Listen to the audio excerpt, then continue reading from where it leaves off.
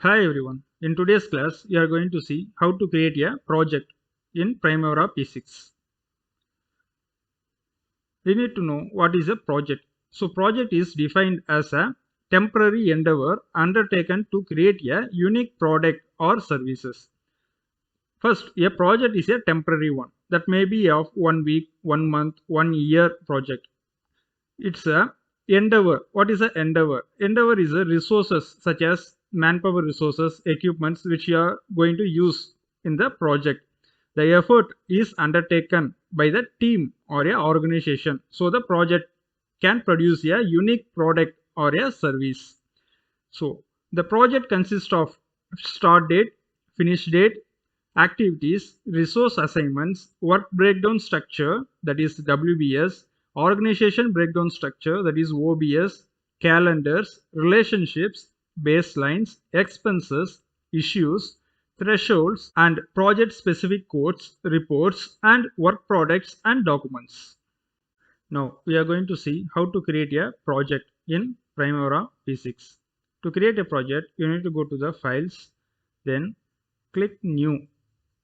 So it will guide you through a dialog box here. So it will ask you to select the EPS. So you need to go to the browse button, then you need to select the EPS. So I'm going to select the construction EPS which we have created already. Then select here, then click next. After you click next, you are going to add the project ID. So you need to add your project ID. So I'm going to add as a oil and gas project ID, then project name. Okay, gas pipeline installation.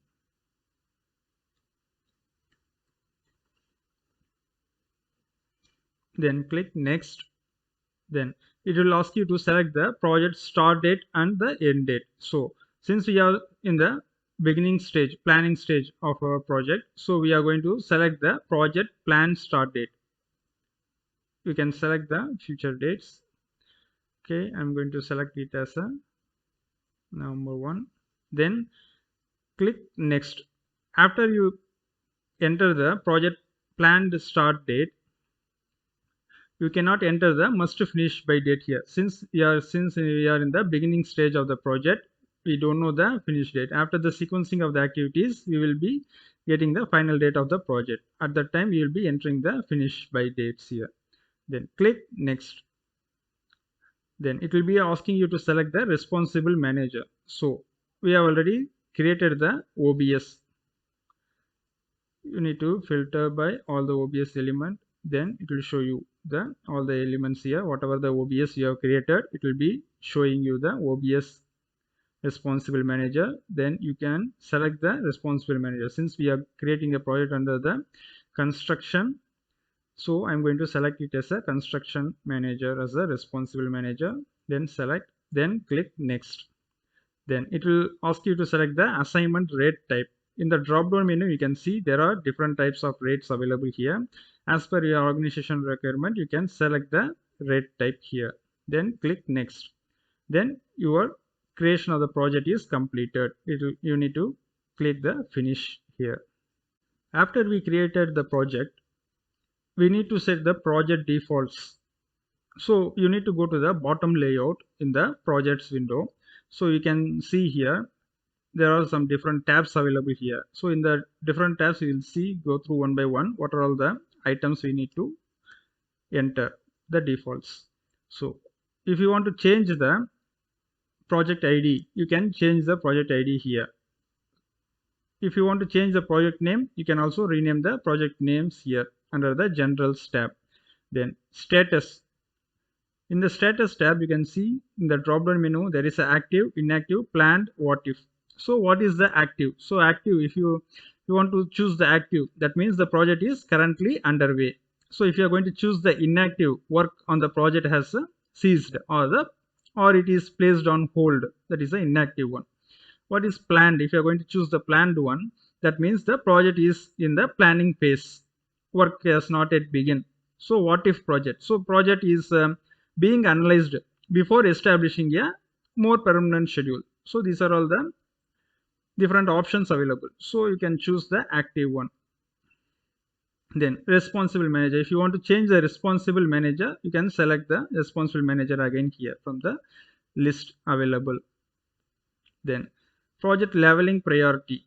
So the project leveling priority, it is used for the leveling of the resources. It's from 1 to 100. So 1 is the highest leveling priority. If it is 100, it's the least leveling priority.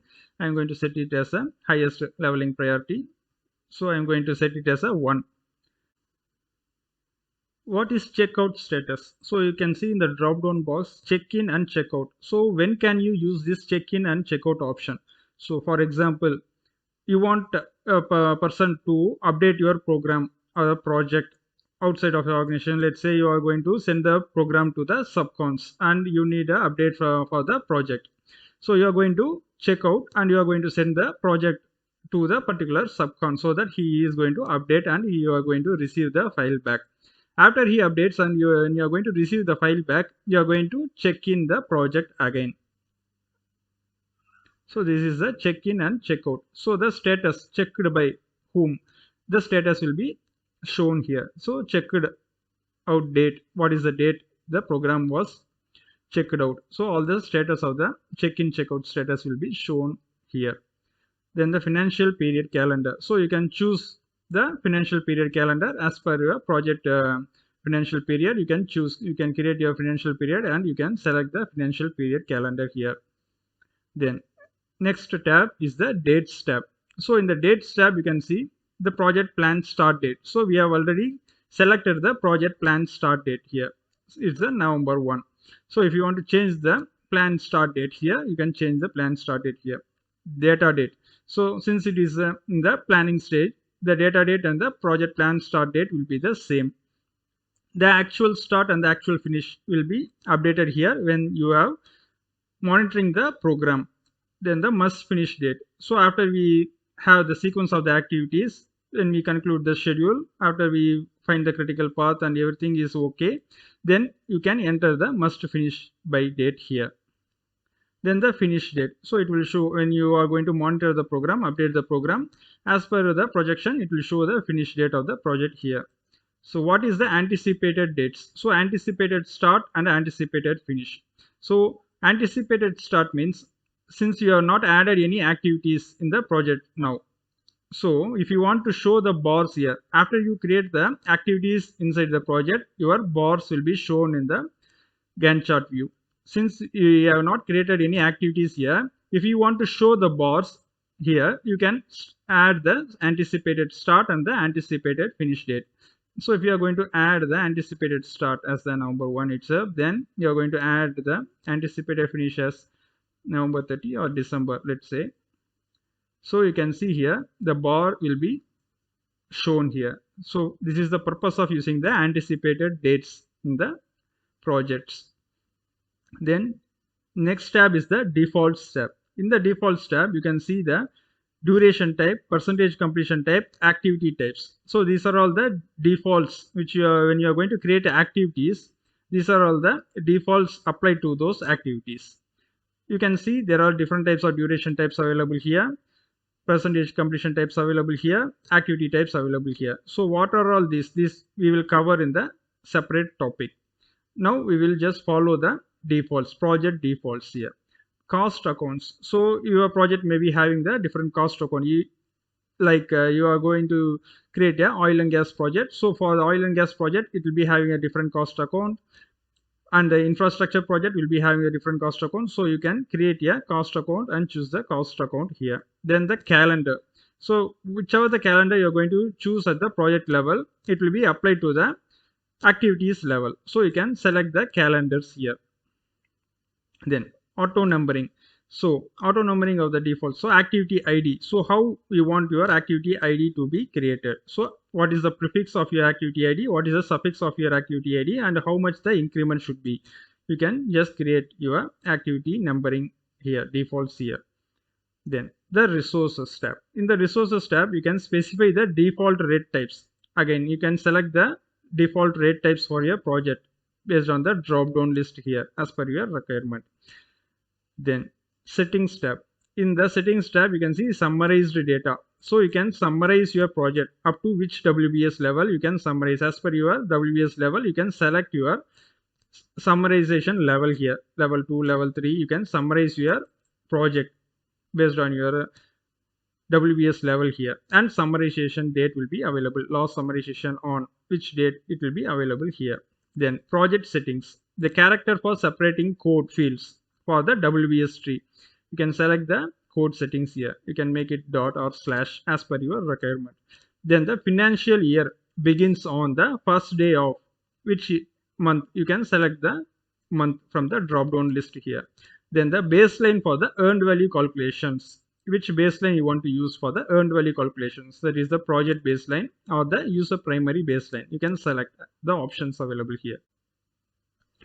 Define critical activities. So you can define the critical activities for the project here. So there are two options available here. Total float less than or equal to 0 is defined as the critical activity.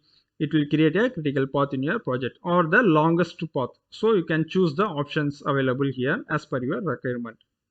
These are all the basic steps you need to consider when creating the project. Thank you.